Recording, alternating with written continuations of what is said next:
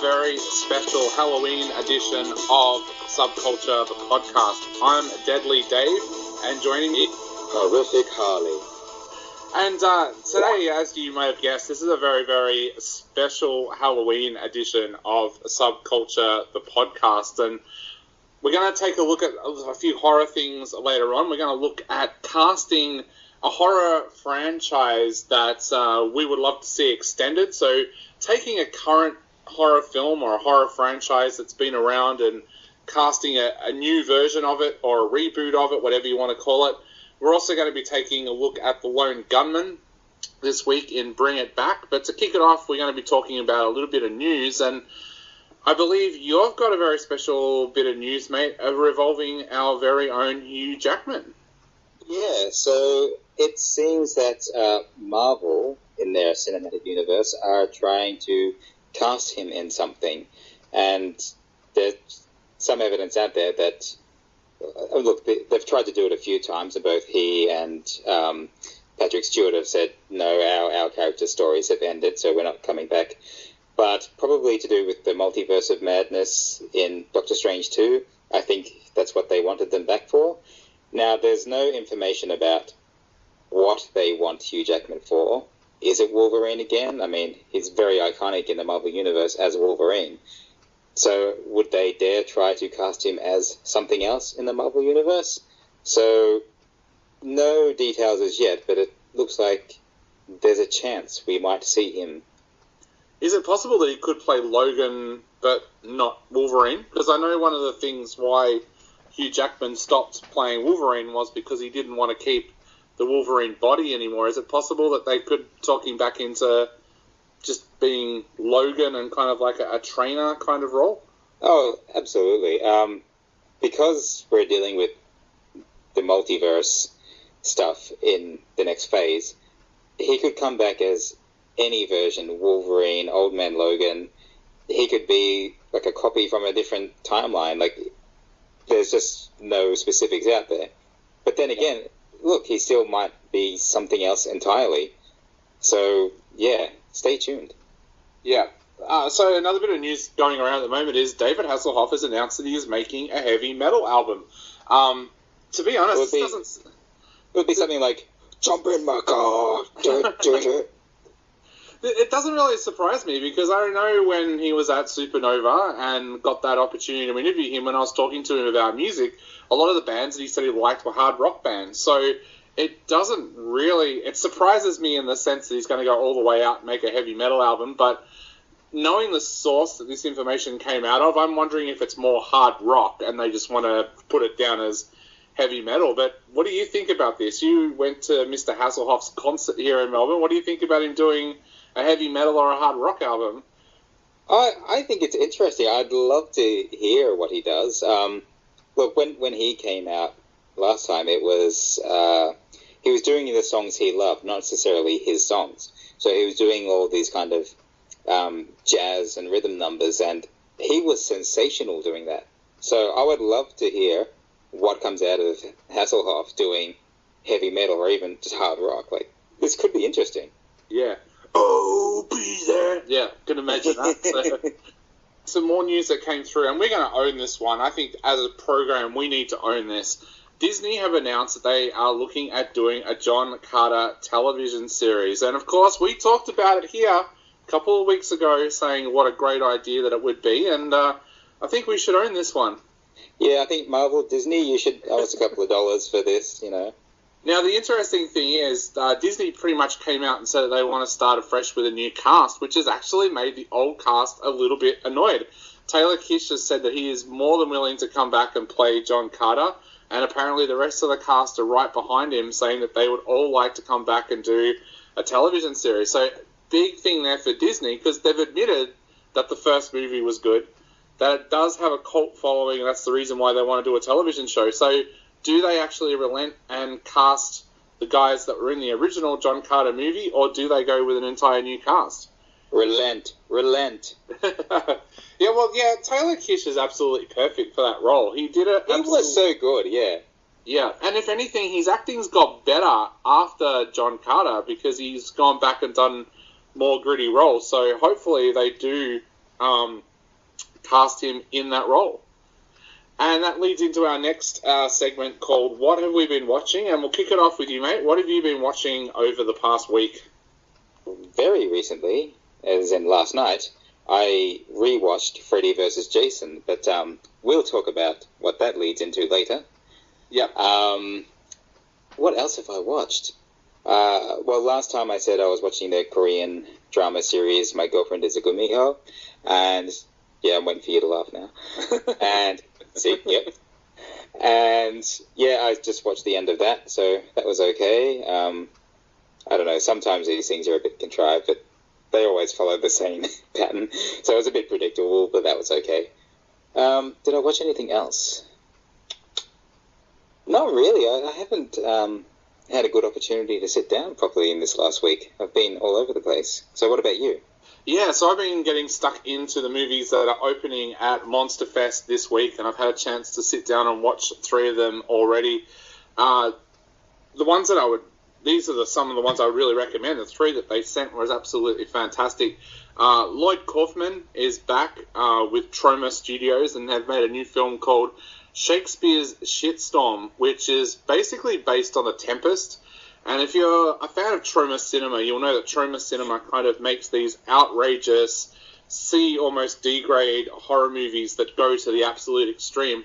But they are so worth it. They did Romeo and Juliet, and they found out in the end that they were both actually brother and sister, but they still carried on with their romance. Yeah, well, Shakespeare's Shitstorm is it contains whales with diarrhea.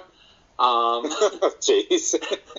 Sharknado worked, why not diuretic whales? An ex-pharmaceutical scientist who was shunned by society because of a mistake that he made, and of course every single snowflake in the world came after him. And I use that term deliberately because in this movie it does look at what they call snowflake culture.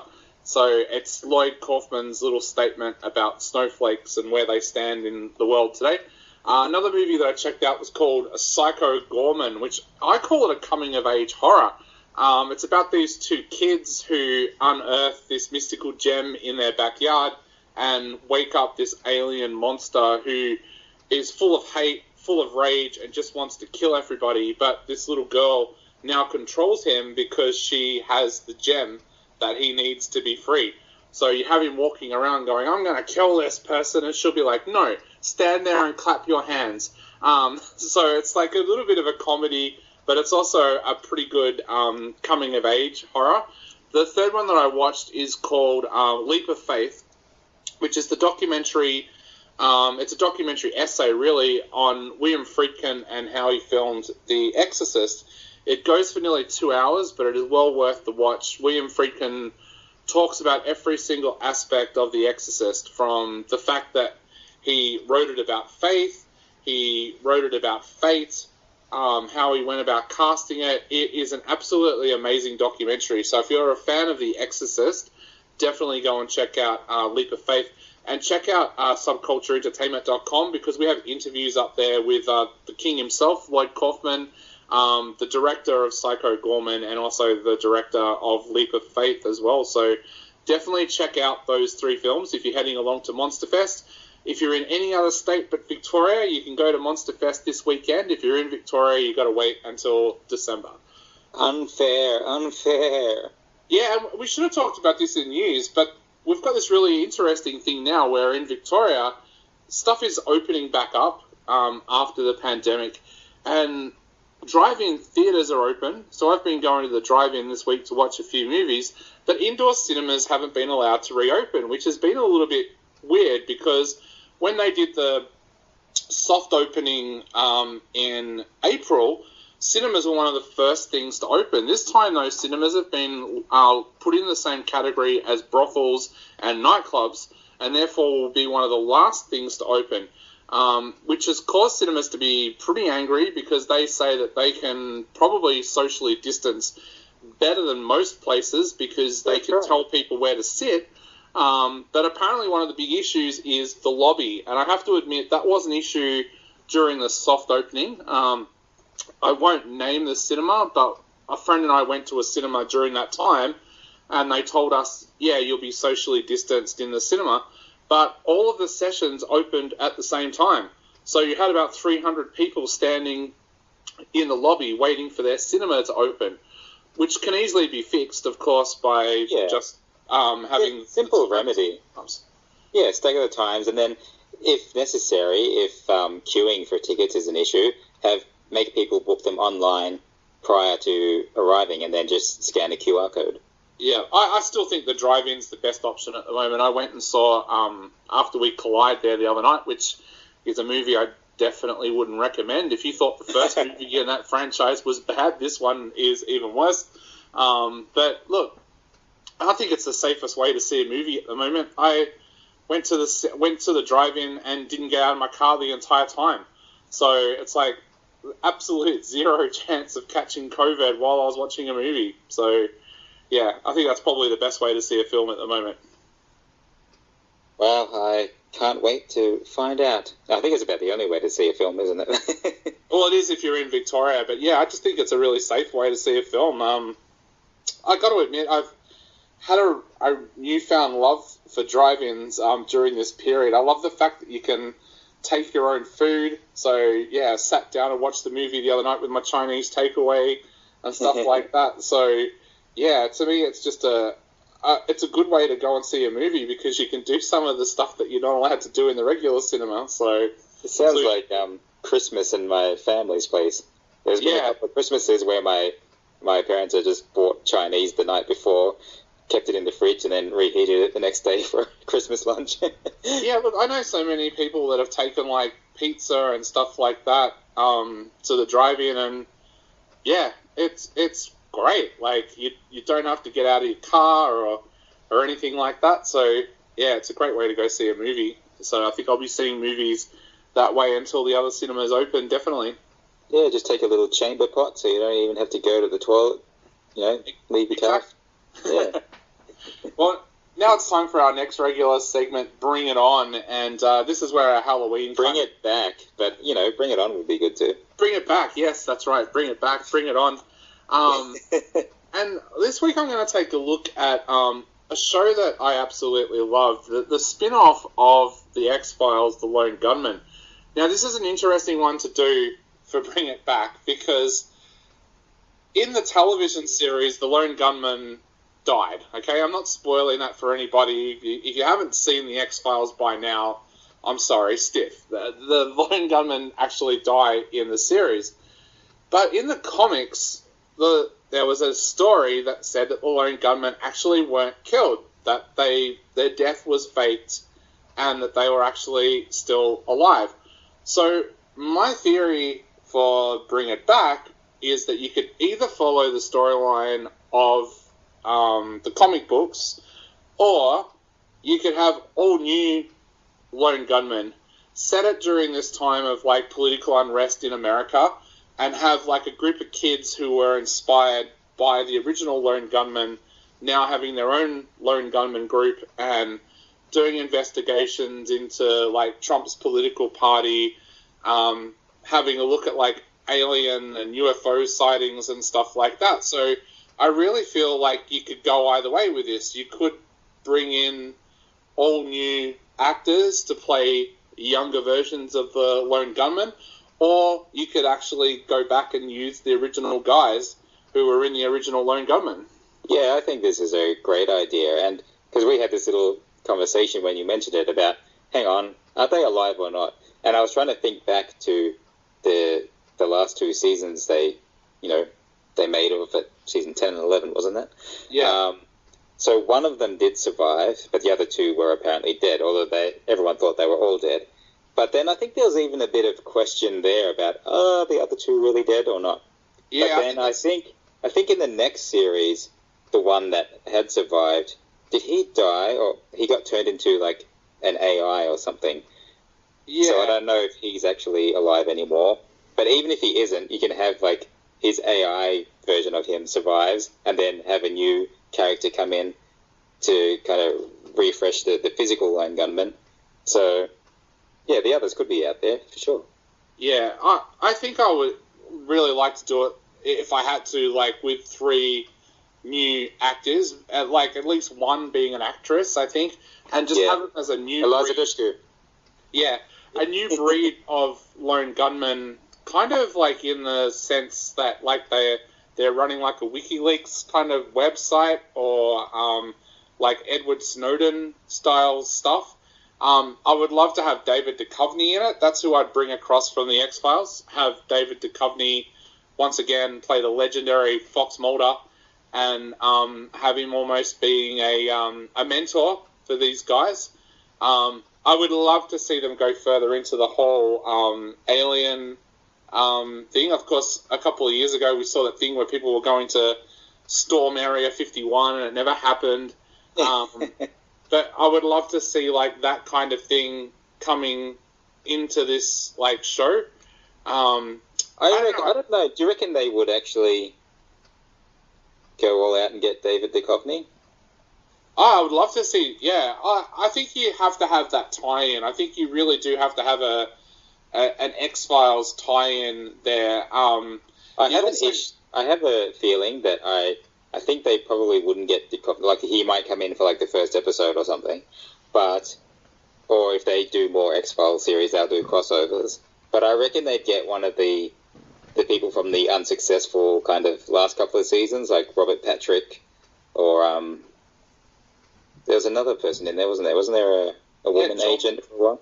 You had Joel McHale's character pop up in the new X-Files as well. Oh, that's right, yeah. You know, him in anything would be good. yeah. Yeah. But I don't know, yeah, like I really think that going down that Edward Snowden WikiLeaks kind of way would be a really great way to bring this show back. And you could almost have it, this sounds really weird, but a crossover almost between that and Hackers, like the old Hackers movie. Yeah, like bring back Johnny Lee Miller, bring back Angelina Jolie, but yeah, like I think it's a really untapped market. Like I was talking about this with a friend the other day, and we were saying that whole area about hacking, whenever it's portrayed in like a television show, they always try to glamorize it. And like a couple of years ago, they had not Law and Order. What's the other franchise? Kind of like CSI. They had like a cyber crimes one, but it just really glamorized it, where it wasn't like believable for people that are into hacking and stuff to watch. And there was a movie made a few years ago that I really loved. It was an Australian film, and it looked at the early life of Julian Assange, and it was showing like the simple things that he was doing when he was a kid, when he was hacking, and that was like he lived up in Mount Dandenong, so he used to hack into the power grid and cause blackouts in areas because he could see it, like from where he was in Mount Dandenong. I would love to see somebody actually make a television series and perhaps make it like the Lone Gunman, where that kind of side of hacking is explored, like the more practical joke style of hacking rather than anything else, but then have the kids evolve into the kind of kids that will hack into like a government system to find dirt on the president and then give it to a journalist kind of thing. I could almost see that being crossed with the series like, what was that UK series? I think it was called Hustle, and there were a group of hustlers, and but they'd only sort of pick on like bad people or bad corporations and stuff. Yeah. And I think it could kind of tie in like an Edward Snowden kind of character in there. Like the movie that Joseph Gordon-Levitt made about Edward Snowden a few years ago was absolutely fantastic. It was a brilliant film. And they're the kind of films that I love to watch, because I know that they're the kind of films that governments don't want you watching, because they don't want you to watch it and see why Edward Snowden did what he did. The same with the Julian Assange movie. I'm pretty convinced that's the reason why that movie didn't get a lot of publicity. Because the government don't want you to know that Julian Assange is an Australian. Like, they're not doing anything to protect that guy, so they don't want you to know that he's an Australian, because then people in Australia will be like, hang on a minute. But see, the Assange movie, that was not really pro-Assange. It was... Which one? It was a bit against him. Well, the one with... what's his name? Dr. Strange in it. No, that's not the one I'm talking about. I'm talking about an Australian film that actually showed Assange when he was a teenager, and talked about the fact that his family was in a cult and stuff like that. And They cover that. That's good. Okay. Yeah, you saw Julian Assange as a human and who was doing the right thing, kind of thing. So, yeah, that's what I would love to do with this series, is kind of make it so that it's a television series about hacking and stuff like that, but not portraying the bad side of it, portraying the good side of it. Yeah, agreed. And that leads into our next regular segment, which is the casting couch. And this week it's going to take a very, very special Halloween twist, in that we're going to be talking about horror franchises or horror movies that we would like to see back in the cinemas but recast. So, mate, I'm going to let you kick it off. Which horror franchise or movie would you like to see back and with a new twist? Well, this was a bit hard because I'm like, some of the stuff I really love horror-wise is not necessarily the mainstream stuff. Like, I think Korea does excellent horror movies. Some of the Japanese ones as well. Like, I love that stuff more than kind of the Western horror. It just tends to be kind of slasher gore and a bit predictable. But having said that, I really used to love, watching the Friday the 13th series. But do I want to bring that back? I mean, I kind of do like seeing Jason go to town, but it has to be something different this time. I mean, we've seen him in space, we've seen him versus Freddy, we've seen his mother go mad, we've seen him come back and avenge his mother. There needs to be something new to it. So, I don't know, if someone comes up with something really excellent and does more with it than just straight up slasher gore and, teenagers having sex must die sort of thing, something a bit less predictable would be awesome.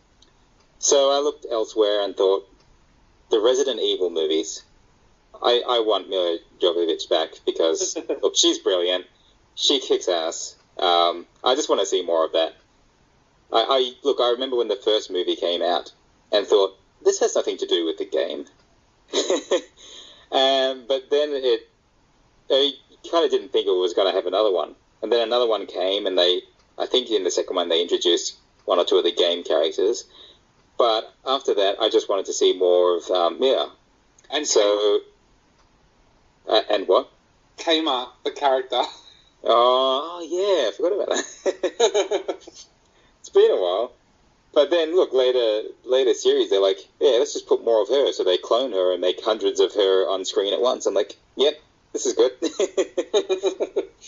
But I would like to see something kind of new done with that. Or just the same. I would like, I grew up watching the Predator movies and Alien. So those, if we can get those happening in a really good way again, I think they haven't been done quite as successfully in the past sort of 10, 20 years. But there was a start to it. That Alien versus Predator movie, the first one, they introduced the new kind of heroine character. She was good. I was waiting for her to come back in a second one, but we never saw her again. I'm like, oh, that's really disappointing. Yeah. But look, there's some really untapped potential there. Every so often, a new one gets made, and it's like brilliant, and then they try to do another one, and it's like, do I really want to go on? But I did have an out-of-the-box suggestion, because you and I love to put Eliza Dushku in anything we can, and she's just like this really untapped, brilliant resource. I think she's awesome. And I thought, what would we put her in? And then all I could think about was her series Dollhouse, which got hurried to a conclusion very quickly. But what if we brought that back as a one-off movie in like a horror theme? Yeah. Yep, that would work. I'd like to see something really kooky done with that, because you got these kind of people programmed with other personalities, so you don't know who's who. I think there's a lot of potential to have some real, mind-messing stuff happen. Yeah, definitely. I agree with that. I'd love to see that. All right. Joss Whedon, give us a call. You know where the royalties go? Yeah. Now, for mine's a little bit outside the box as well. One of my favourite horror movies of all time is the Aussie horror movie Cut, that was put together by Mr. Michael Gudinski. Now, Cut was one of those movies that kind of wasn't all that popular in Australia when it came out. I know a lot of film students who went and saw it and absolutely loved it. Outside of that, it didn't have much of an audience, but it did really well in Europe. It was like a top 10 movie in France for ages. And I would really like to see Cut 2 get made. Now, I've thought about this long and hard about how you could actually do it and who I would cast in it. Now, of course... If only someone had a script written for it. Yeah, exactly, like me. The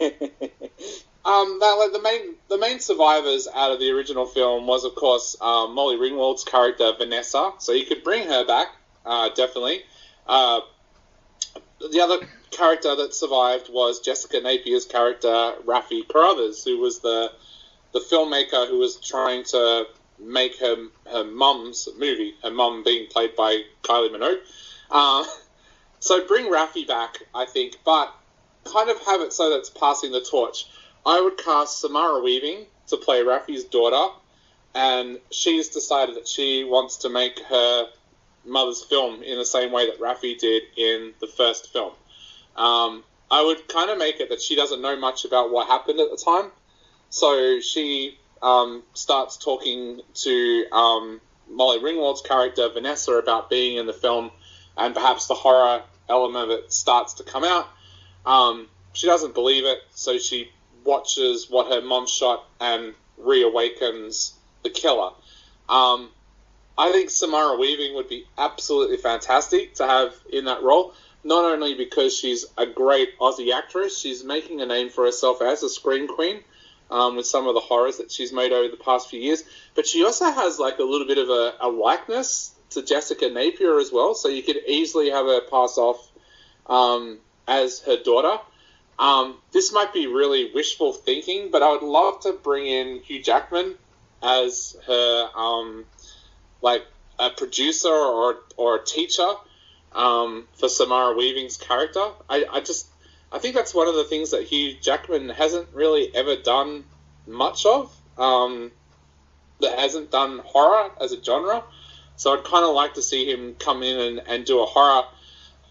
I would bring in like a little bit of a who's who of those young Australians that are doing well overseas, like Brenton Thwaites, Xavier Samuel, people like that that would give it like a bit of an international flair and could kind of carry the movie a little bit overseas. I know that a lot of people will probably say that this is like a really, really bad idea, but I was wondering if you could even bring in, like they did in the first movie, an Australian comedian to play a role, but more straight-laced. In the first film, it was Stephen Curry. I thought maybe Rebel Wilson might actually be able to play like a little bit of a scream queen. I could totally see that too. Well, she's... like, the other interesting thing is, too, she's actually just lost an absolute mountain of weight as well. So you could have her, like, play a role that she's never been able to play before, where she's almost like the sex symbol of the film kind of thing. Something completely different for her. I would even like to... This is, like, sounds really bad, but I would love for the killer to be played by Eric Bana. Like, just... to see him in that kind of role where he, like, gets to play the bad guy kind of thing for once. So, yeah, my one for bringing back would be Cut 2, and it would star Samara Weaving. Would Molly Ringwald come back? Yeah, I would. I'd bring Molly back. I'd probably have... If she didn't want to be in the whole thing, I'd probably do a sequence with her where Samara Weaving's character tries to get her to come back to the film, and I would actually have her as the person that tells her about, you know why these movies aren't made. Like, every time it's tried to be made, people end up dying because this killer comes about. I would kind of have it that Samara Weaving doesn't believe that. So that's why she, like, starts the process to make the film again. So, yeah, I just think it's something that we should do in Australia. I think it's one of those really underrated films. It just had its 20th anniversary, and, like, they did 20th anniversary screenings of Cut, and it sold out. Like, jeez, I can't believe that was 20 years ago. Like, it doesn't seem that long to me. Jeez. I know, it makes me feel really old, because it was when I was studying. I still remember the day that I saw Cut. My friend Luke, hey Luke, if you're listening, We actually wagged class that day when we went and saw Cut and the Wog Boy on the same day. Yeah, Stephen Curry double. But yeah, it's hard to believe it was 20 years ago. Wow. We should bring it back with the kind of a ongoing in-joke where we bring another cast member from The Breakfast Club into the movie. Yeah, that wouldn't be a bad idea. Or at least another 80s kind of... another 80s kind one of of the Brat Pack or whatever, yeah. Yeah. Yeah. But if you've never seen the original Cut, go back and watch that as well, because it was an absolutely fantastic film. So, yeah, go back and check it out. And an amazing soundtrack, I should point out as well. Having Michael Gudinski involved, of course, it was going to have a fantastic soundtrack. Yeah, of course, yeah. And I would probably do that with the new Cut as well. Like, one of the things that was great about that soundtrack was that Michael Gudinski went out and used a lot of underground Aussie bands, but then mixed it up with a lot of famous Aussie bands as well. Have that mix once again. But yeah, that's my casting couch, would be Cut. I was just thinking, you mentioned in there Scream Queens. Do you remember that TV show? Yes. I actually quite loved that. I loved tuning into that. I would kind of love to see a continuation of that, even if it was just a film. Yeah. Was that Emma Roberts? Yeah, that's right. Yeah. Yeah, definitely. And was there any reason why they ended that? Did it not rate? Or because that was only a couple of years ago that was out? Yeah, I thought it was doing okay, but I guess it wasn't doing well enough for them to want to continue. And plus, being a genre show, they're never good. So I don't know, because every season had kind of a cliffhanger at the end that suggested what the next season's killer was going to be. Yeah, but that's kind of potential left undone. It's good to at least give it kind of a finish, Yeah, exactly. And you just talking about horror on TV has just made me think of someone I would love to cast in Cut 2. I would love to cast Lady Gaga. Of course, she did an amazing job in American Horror Story, so I'd love to put Lady Gaga in Cut 2 as well. I haven't seen her in American Horror Story. I'm well out of touch with that. I should catch up on that. Yeah, no, there's some great horror out there on, especially on Netflix at the moment. If you haven't watched Bates Hotel, that's another great one to go and watch as well. It's where it kind of stays true to the original Psycho story. So yeah, there's some great horror out there at the moment. Yeah, I've got to catch up on stuff. There's so much I'm missing.